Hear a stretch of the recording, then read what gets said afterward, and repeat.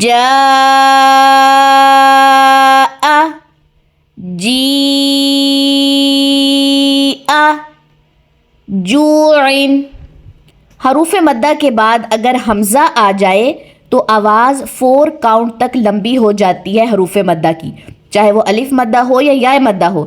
لیکن اگر حروف مدہ کے بعد حمزہ نہ آئے تو آواز 2 کاؤنٹ تک ہی حروف مدہ کی ہم لمبی کر سکتے ہیں، جیسا کہ ہم نے یہاں پہ کیا جوعن 2 کاؤنٹس، جبکہ ان دونوں کی آواز 4 کاؤنٹس کے اکارڈنگ ہم نے لمبی کی.